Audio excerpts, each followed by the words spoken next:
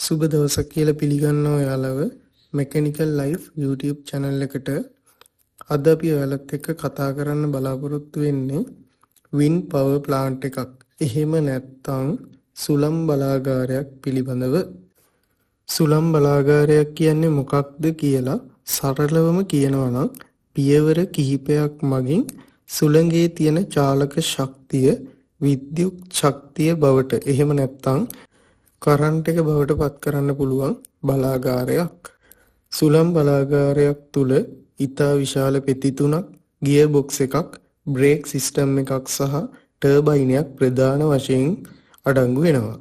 ඒ වගේම මේ පෙති ප්ලේන් එකක තියෙන පියාපත් ආකාරයට තමයි නිර්මාණය කරලා තියෙන්නේ. පෙති දෙපසට හරවන්න පුළුවන් විදිහට තමයි නිර්මාණය වෙලා තියෙන්නේ.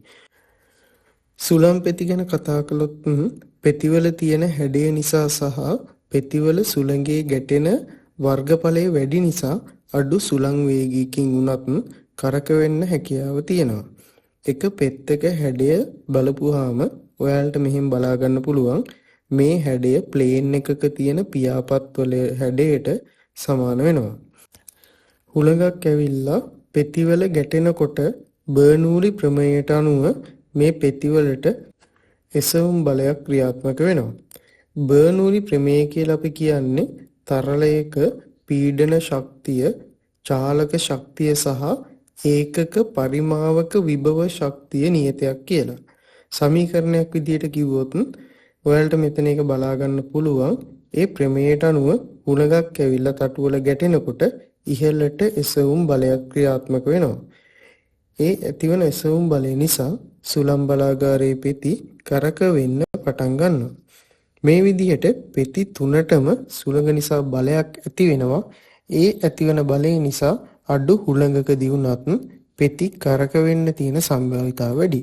ඒ වගේම මේ තටුවේ තියෙන ඇඹරුම් ස්වභාවය නිසා තටුවේ එක් කෙළවරක ඉඳලා අනිත් කෙළවරට දක්වාම සුළඟ මගින් බලයක් ඇති කරන්න පෙළඹ වෙනවා.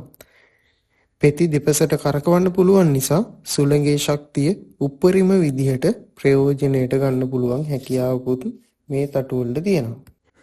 මේ ඇතිවන කැරකුම් බලය කෙලින්ම අපට ටර්බයින් එකට දෙන්න බෑ. ඒකට හේතුව වෙන්නේ සුළං බලාගාරයක පෙති කැරකෙන්නේ අඩු වේගයකින්. ඒ නිසා ටර්බයින් එකකින් අපිට හොඳ විදුලියක් එහෙම නැත්නම් අපිට ප්‍රයෝජනයට ගන්න පුළුවන් විදිහට විදුලියක් ජනනය කරගන්න බෑ. මේ නිසා අපි මේ නිපදවන කරකවුම් බලය ගියර් බොක්ස් එකක් හරහා ලබා දෙනවා. ගියර් බොක්ස් එක මගින් RPM වගේ වැඩි කරලා දෙනවා. ගියර් පෙට්ටිය තුල ප්ලැනටරි ගියර් සෙට් ඇරේන්ජ්මන්ට් එකක් භාවිතා කරනවා. ඒ නිසා අඩු RPM එක වැඩි RPM එකකට පරිවර්තනය කරගන්න පුළුවන්.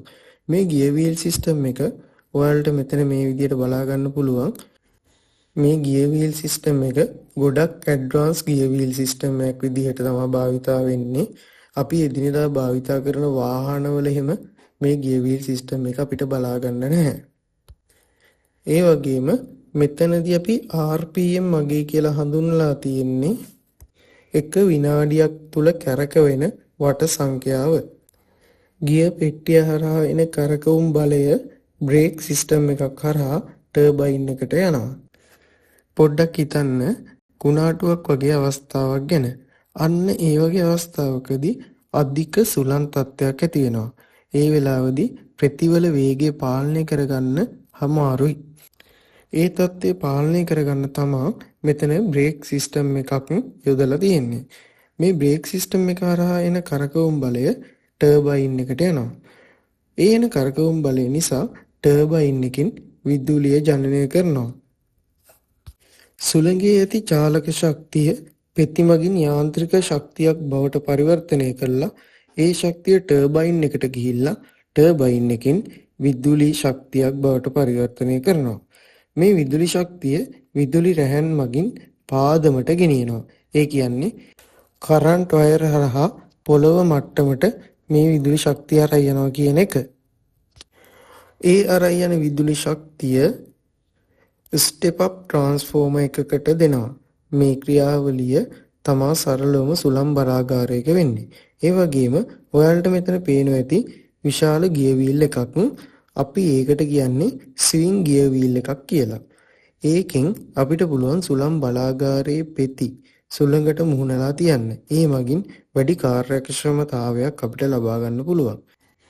හුළඟ එන පැත්තට මුහුණලා පෙති හරවලා තියෙනවා නම් ඒ හැම වෙලාවකදීම හුළං ඇවිල්ලා ප්‍රතිවල ඍජුව ගැටෙන නිසා අපිට පොඩි හුළඟකදී වුණත් මේ පෙති කරකව ගන්න පුළුවන්. ඒ කියන්නේ පොඩි හුළං අවස්ථාවකදී වුණත් උපරිම කාර්යක්ෂමතාවයකින් අපිට මේ හුළං බලාගාරය ක්‍රියාත්මක කරගන්න පුළුවන්.